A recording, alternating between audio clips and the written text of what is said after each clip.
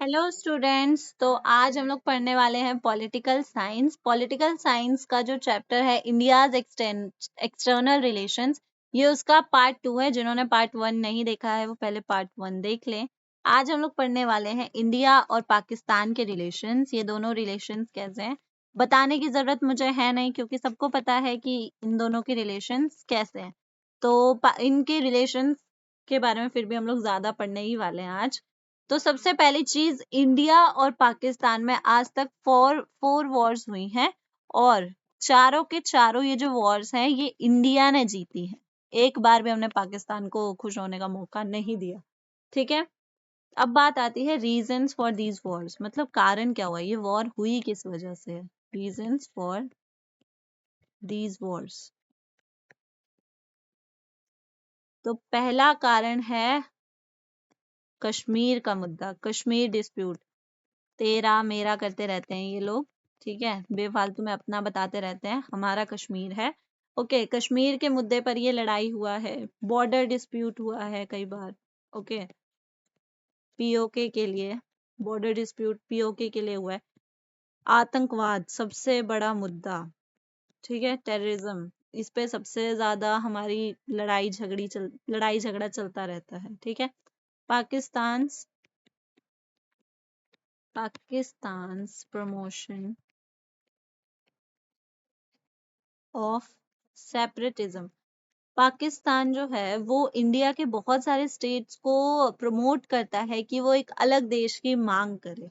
उसकी वजह से भी इंडिया और पाकिस्तान की लड़ाई होती है। रिवर वाटर शेयरिंग, पानी के लिए लड़ते हैं भाई हम लोग, पानी के लिए। इंडस नदी जो है उसके पानी के लिए लड़ाई होती है कि ये पानी मेरा है, इतना पानी मेरा है। तो ये इन सारे रीजंस की वजह से आज तक इंडिया और पाकिस्तान की वॉर्स हुई हैं। अब इनके वॉर्स पढ़ लेते हैं कि कब हुई हैं, कौन से ईयर में हुई है, रीजन क्या रहा है। तो फर्स्ट वॉर हुई थी 1947, आजादी के कुछ समय बाद ही हम लोगों ने लड़ना स्टार्ट कर दिया था, और वो था कश्मीर डिस्प्यूट। जब आजादी मिली थी तो उस समय पे बहुत सारे रजवाड़ों को, बहुत सारे प्रिंसली स्टेट्स को ये ऑप्शन दिया गया था कि या तो वो इंडिया में मिल जाए, या तो वो पाकिस्तान में मिल जाए, या फिर वो अलग रहे। ठीक है, मतलब अपना देश बनाए। तो उसमें से एक जम्मू कश्मीर भी था प्रिंसली स्टेट। तो उन्होंने स्टार्टिंग में क्या कहा था कि वो एक अलग देश बनाना चाहते हैं। ठीक है, और उनके राजा थे राजा हरि सिंह। बट जब आजादी मिली तो उस समय पे जो पाकिस्तान था उसने आधी रात को हमला कर दिया था कश्मीर पर। और उस समय पे जो राजा हरि सिंह थे उन्होंने इंडिया के साथ ये ट्रीटी साइन करी थी कि कश्मीर इंडिया का है। बट तब तक वो लोग हमारा थोड़ा सा हिस्सा अपने कब्जे में ले चुके थे, और तब से ये झगड़ा चलता रहता है। इंडिया के पास सबूत है कि ये हिस्सा हमारा है, बट पाकिस्तान मानने को ही तैयार नहीं है कि हमारा है। तो इसकी वजह से ये लड़ाई झगड़ा चलता रहता है। ठीक है, तो वॉर, ये पहला झगड़ा था। ओके, पहला वॉर था जिसको इंडिया ने ही जीता था। तो इंडिपेंडेंस के जस्ट आफ्टर फर्स्ट वॉर हुआ हमारा, और इसका रीजन था कश्मीर। ठीक है, अब आ जाते हैं सेकंड वॉर। सेकंड वॉर हुआ था 1965 में, 1965, और इसका मुद्दा है रिवर वाटर डिवीजन, जो पानी है। ठीक है, इंडस नदी का जो पानी है उसके लिए लड़ते हैं कि हमें इतना पानी चाहिए, इतना पानी चाहिए। तो उसके लिए ये झगड़ा वॉर हुआ था। ठीक है, प्रॉब्लम ऑफ वाटर। अब इसमें खास बात क्या है कि ये झगड़ा हो तो गया, बट इसको सुलझाने के लिए फिर एक एग्रीमेंट किया था जिसको कहा जाता है द ताशकंद एग्रीमेंट।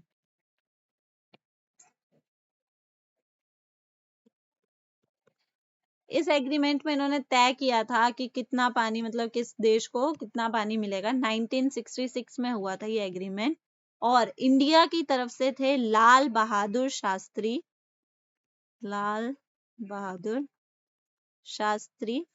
यही वो एग्रीमेंट है जिसके बाद उनकी मौत हो गई थी, रहस्यमयी मौत। और दूसरी तरफ पे थे अयूब खान, अयूब खान। प्रेसिडेंट ऑफ पाकिस्तान उस समय, प्रेसिडेंट ऑफ पाकिस्तान।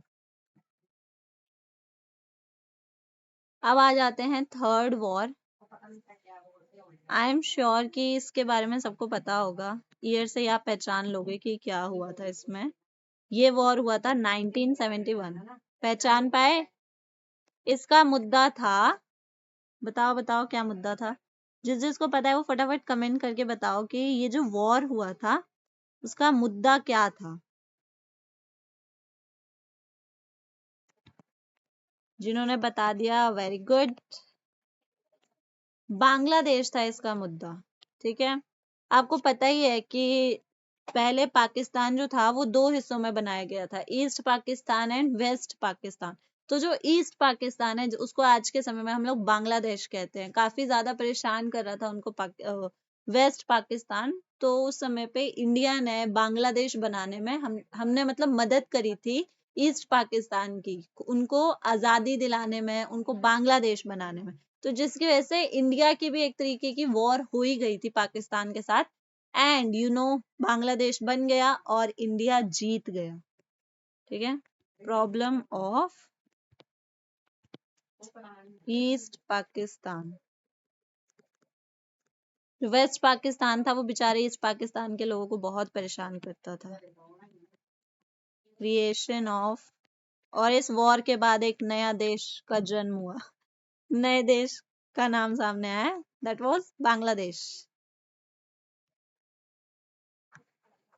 ओके, अब इसके बाद भी एक एग्रीमेंट हुआ था जिसको कहा जाता है शिमला एग्रीमेंट।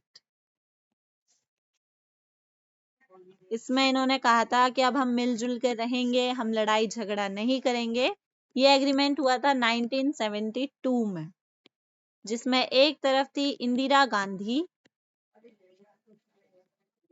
इंदिरा गांधी बताने की जरूरत नहीं है, वैसे फिर भी बता देती हूँ, PM of India, prime minister of India. और दूसरी तरफ थे जुल्फिकर अली भुट्टो। जुल्फिकर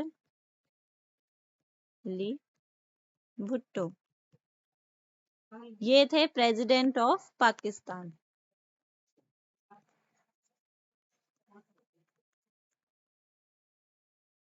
अब आ जाते हैं last war and very important war, जिसपे तो पाकिस्तान को हारने पे शर्म करनी चाहिए। 1999 कारगिल वॉर। ये वॉर इंडिया ने जीती थी, और ये वॉर मतलब जीतना काफी ज्यादा मुश्किल था। इसमें मुश्किल ये था कि एक टाइगर हिल थी कारगिल में, एक एरिया है वहां पे, एक टाइगर हिल है। ठीक है, तो इसमें जो वहां पे मतलब हमेशा बर्फ जमी रहती थी, अभी भी जमी रहती है। तो उसमें क्या हुआ कि कुछ टाइम के लिए जब वहां पे हमारे ट्रूप्स नहीं थे, हमारे फौजी नहीं थे, तब तक पाकिस्तान वहां पे कब्जा करके बैठ गया था। अब पाकिस्तान पहाड़ी की चोटी पे था, फॉर एग्जाम्पल ये पहाड़ी है, तो जो ऊपर वाला एरिया है ना, यहाँ पे पाकिस्तान के वो थे, पाकिस्तान के लोग थे। और यहाँ पे इंडियन आर्मी थी, यहाँ पे पाकिस्तान की आर्मी थी, यहाँ पे इंडियन आर्मी थी। और नीचे से ऊपर की तरफ लड़ना, ऊपर की तरफ चढ़ना मुश्किल होता है। ठीक है, आप ऊपर हो तो आप इजीली, आपके पास एडवांटेज है, आप उनको आराम से देख सकते हो, आप उन पे आराम से हमला कर सकते हो। बट नीचे से हमला करना बहुत ज्यादा मुश्किल था। बट फिर भी इंडियन आर्मी ने नीचे से हमला किया। वो लोग कितनी मुश्किल से पहाड़ी पर चढ़े, छुप छुप के। काफी सारे फौजी इस समय पे मारे गए थे, बहुत सारे मारे गए थे। बट स्टिल इंडिया इस वॉर को जीत गया था। शर्म करनी चाहिए पाकिस्तानियों को ये वॉर देखने के बाद, तो हारने के बाद। ओके, तो इसका मेन रीजन यही था कि जो पाकिस्तानी ट्रूप्स थे उन्होंने कब्जा कर लिया था कारगिल एरिया पे, due to deployment of troops in the Kargil region by Pakistan. ये वॉर 60 दिन चली थी, 60 डे लॉन्ग वॉर, 60 दिन चली थी ये वॉर। ठीक है, और इस ही वॉर में ऑपरेशन विजय लॉन्च किया गया था, मतलब जो ये उनको हराने के लिए पूरा किया गया था उसको ऑपरेशन विजय कहा गया था।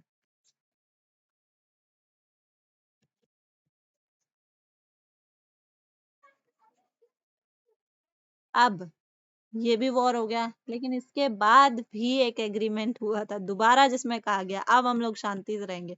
वैसे इंडिया का इतिहास रहा है कि इंडिया ने आज तक कभी भी पहले हमला नहीं करा। ठीक है, ये इंडिया का फॉरेन पॉलिसी है कि इंडिया कभी भी किसी देश पर पहले हमला नहीं करता है, वो बस हमले का जवाब देता है। और अब तो वी आर प्राउड कि इतना खतरनाक जवाब देता है। तो उस समय पे अटल बिहारी वाजपेयी थे, अटल बिहारी वाजपेयी, ये इंडिया के पीएम थे, प्राइम मिनिस्टर ऑफ इंडिया। और दूसरी तरफ थे नवाज शरीफ, नवाज शरीफ, ये भी पाकिस्तान के पीएम ही थे, पीएम ऑफ पाकिस्तान। तो ऐसे रिलेशंस है इंडिया और पाकिस्तान के, हमारे झगड़े ही होते रहते हैं अलग अलग मुद्दों की वजह से, कभी पानी को लेके, कभी टेररिज्म को लेके, तो कभी जमीन को लेके। ठीक है, तो अब आ जाते हैं नेक्स्ट देश के ऊपर। नेक्स्ट देश है इंडिया एंड नेपाल। इन दोनों का रिलेशन कैसा है? तो इंडिया और नेपाल के रिश्ते अच्छे हैं, ठीक है, मैं ये नहीं कहूंगी कि खराब है, बट कहीं कहीं पे टेंशन्स भी हैं, मतलब कहीं कहीं पे थोड़ा बहुत नेगेटिव चीजें भी हैं, ठीक है, कॉन्फ्लिक्ट्स भी हैं। तो पहले कॉन्फ्लिक्ट देख लेते हैं कि कहाँ पे कॉन्फ्लिक्ट है हमारे, कहाँ पे नहीं बन रही है कॉन्फ्लिक्ट। तो सबसे पहली चीज, नेपाल पे ना थोड़ा बहुत हक चाइना भी जताता है, तो उसको लेके कई बार इंडिया कंसर्न रहता है कि अगर नेपाल चाइना से मिल गया तो इतना हमारा बॉर्डर खुला है, मतलब तुम्हें वीजा वगैरह नहीं चाहिए वहां पे जाने के लिए, तो वो थोड़ा एक कंसर्न का है। India India's concern is also about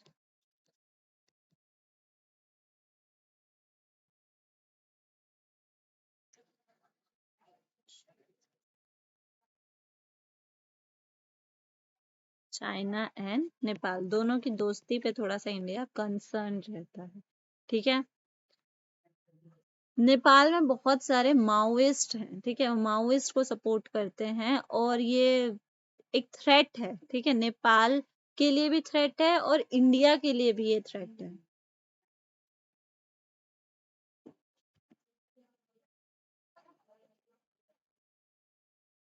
मतलब ये खतरा है, जो माओइस्ट है ना वो वहां पे, वो इंडिया के लिए एक तरीके से खतरा है।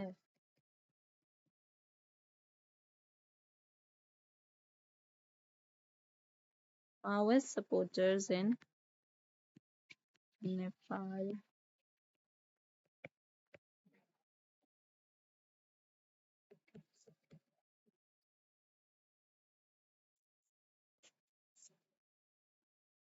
तो इतना ही है कॉन्फ्लिक्ट हमारा, ठीक है। नहीं, एक चीज और है, एक लास्ट पॉइंट है, नेपाल ना एक बहुत छोटा सा देश है और इतना ज्यादा स्ट्रांग नहीं है, ठीक है, दो स्ट्रांग देशों के बीच में पड़ता है, तो वो भी बेचारा डरा हुआ रहता है। उसको कभी, उसको चाइना से भी डर लगता है, उसको नेपाल से भी, सॉरी, इंडिया से भी डर लगता है। उसको ऐसा लगता है कि कई बार इंडिया उसके इंटरनल अफेयर्स में इंटरफेयर ना करे। Nepal feels that India interferes in their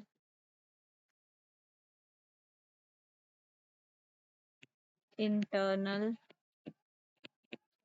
affairs, ठीक है, कहीं वो उनके आंतरिक मामलों में हिस्सा टांग ना अड़ाए। ओके, अब आ जाते हैं सपोर्ट, मतलब सब कुछ गलत ही थोड़ी ना है, अच्छे भी हैं हमारे रिश्ते उसके साथ, we also support each other. सबसे पहला चीज ट्रेड है, साइंस और बिजनेस के फील्ड में कॉपरेशन है, एक दूसरे की मदद करते हैं हम लोग, स्पेशली इंडिया ज्यादा मदद करता है नेपाल का। Cooperation in the field of science and business. Okay, और सबसे बड़ी बात कि हम लोग बिना वीजा के उधर जा सकते हैं, उधर से आ सकते हैं, इतने अच्छे रिलेशंस हैं। अच्छे रिलेशंस के एक्सप्लेन करने के लिए तो यही बात काफी है कि हमें वीजा की जरूरत नहीं है, नेपाल जाने के लिए, या नेपालियों को वीजा की जरूरत नहीं है इंडिया आने के लिए, फ्री मूवमेंट है बिटवीन बोथ द कंट्रीज, मतलब कोई भी उधर से आ सकता है और इधर से कोई भी उधर जा सकता है। सो ऐसा रिलेशन है हमारा नेपाल के साथ। और इंडिया जो है वो नेपाल को काफी सारी स्कीम्स में मदद भी कर रहा है। Nepal is being helped by India in many schemes। तो ऐसा रिलेशन है नेपाल के साथ। अब आ जाते हैं भूटान पे कि भूटान और इंडिया के रिलेशंस कैसे हैं।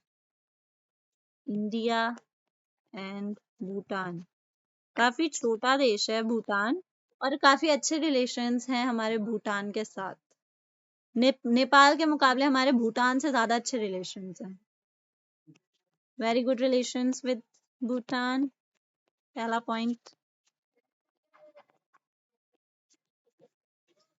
आप लोग साथ साथ में नोट्स बनाते चलिए ताकि आप लोगों की हेल्प हो जाएगी, ठीक है। अगर आप लिखोगे ना तो आपके दिमाग में पता है ज्यादा चीजें जाती हैं, वो ज्यादा अच्छे से स्टोर हो पाता है।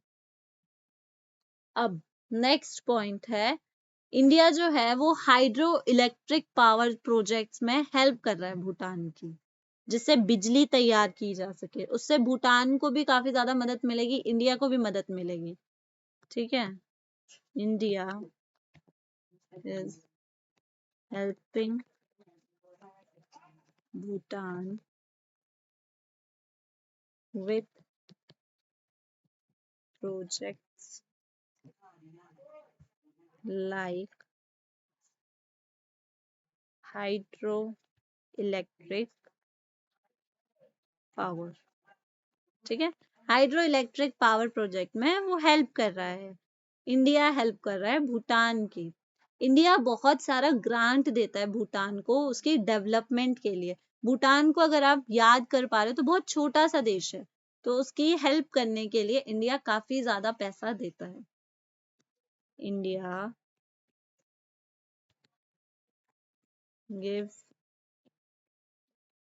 Maximum grant for development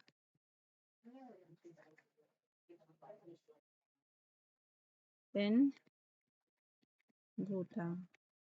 okay, अब आ जाते हैं बांग्लादेश पर। इंडिया और बांग्लादेश के कैसे रिलेशंस हैं, तो इनका भी थोड़ा वही है, थोड़े अच्छे रिलेशंस भी हैं, थोड़ा लड़ाई झगड़ा भी है, कहीं पे कॉन्फ्लिक्ट्स भी हैं, कहीं पे सपोर्ट भी है। तो दोनों ही चीजें देख लेते हैं, कॉन्फ्लिक्ट कहाँ है और सपोर्ट कहाँ है। फर्स्ट थिंग है कॉन्फ्लिक्ट, कि कहाँ कहाँ पे हमारे लड़ाई झगड़े होते हैं। तो सबसे पहला कॉन्फ्लिक्ट ये है कि काफी सारे इलीगल एंट्रीज हैं इंडिया में बांग्लादेशियों के, विदाउट पासपोर्ट, विदाउट वीजा। काफी सारे लोग इंडिया में आ जाते हैं, ठीक है। तो पहला पहला प्रॉब्लम यही है, illegal entry of thousands of Bangladeshis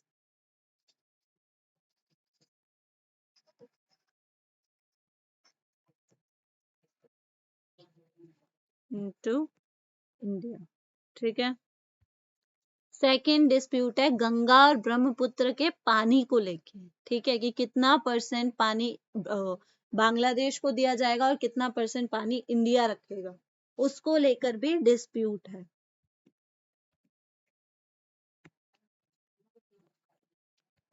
Ganga and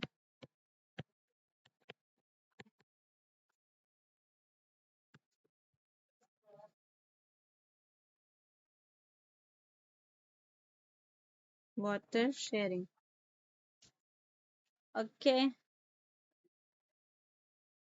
और क्या डिस्प्यूट है, non export of natural gas by Bangladesh to India. जो बांग्लादेश है वो हमें नेचुरल गैस के एक्सपोर्ट पर भी रोक लगाता है, ठीक है।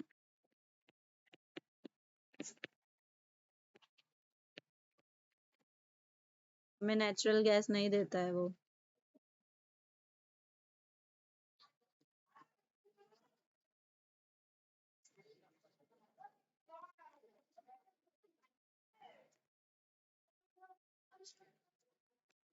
एक और डिस्प्यूट है हमारा ना, ईस्टर्न इंडिया में जाने के लिए अगर बांग्लादेश हमें रास्ता दे दे तो हम ईस्टर्न इंडिया में जाने के लिए बहुत इजी हो जाएगा हमारे लिए, बट वो इंडियन आर्मी को रास्ता नहीं देता है।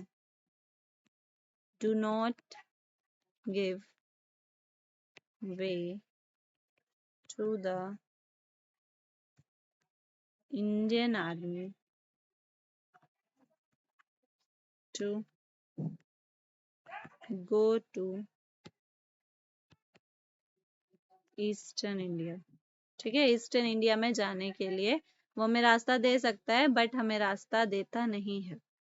और सपोर्ट में सपोर्ट में यही है कि हमने बांग्लादेश बनवाया था और तो कुछ है नहीं। कॉन्फ्लिक्ट ही है हमारे ज्यादातर उनके साथ। ठीक है, अब आ जाते हैं श्रीलंका पे। India and Sri Lanka. श्रीलंका के साथ हमारे मोस्टली रिलेशंस अच्छे ही हैं। ठीक है, अभी इस टाइम पे हमारी इंडिया श्रीलंका के साथ किसी भी तरह का कॉन्फ्लिक्ट नहीं है, बट पास्ट में रहा है। ठीक है, पास्ट में जो तमिलियंस थे उन्होंने बहुत नाक में दम करा है उधर। जो श्रीलंकन्स थे उनके नाक में बहुत दम करा है, इतना उनको परेशान किया है कि इन 1987 में पीस कीपिंग फोर्स भेजना पड़ा था इंडिया को वहां पे श्रीलंका में। ओके, कॉन्फ्लिक्ट कॉन्फ्लिक्ट यही है कि वो तमिलियंस जो हैं हमारे उनको स्टेटस नहीं देता है। ठीक है, उनको वहां पे राइट्स नहीं देता है, ये प्रॉब्लम है, तमिल स्टेटस। और जो हमने पीस कीपिंग फोर्स भेजा था उसको लेके श्रीलंका के मन में ये है कि हमने उनके इंटरनल अफेयर्स में टांग अड़ाई है। वो उस चीज को खुद सॉल्व करना चाहते थे बट उनको ऐसा लगता है कि क्यों इंडिया ने क्यों करवा दिया भाई, हमें खुद करना था। तो वो चीज एक कॉन्फ्लिक्ट का है, और वो भी 1987 में हुआ था। तो आज के समय में इतना ज्यादा कुछ वो है नहीं प्रॉब्लम।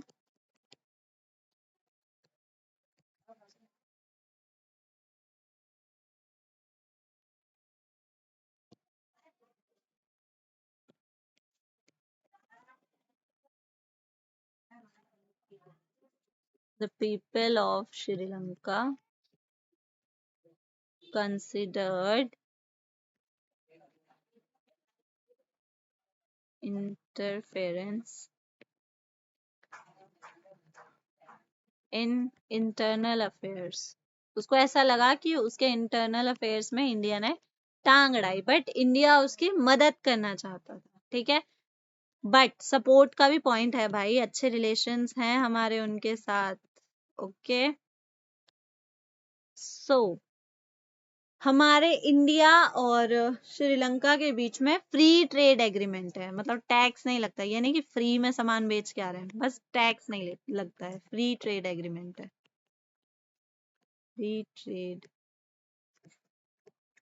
एग्रीमेंट बिटवीन दोनों तरफ, वो भी हमारे यहाँ पे फ्री ट्रेड कर सकते हैं between the two countries. Okay, जो श्रीलंका है आप उसको याद कर ही सकते हो, समुद्र के बगल में है, तो काफी बार वहां पे सुनामी आती रहती है। इंडिया बहुत ज्यादा हेल्प करता है उसकी सुनामीज के टाइम पे।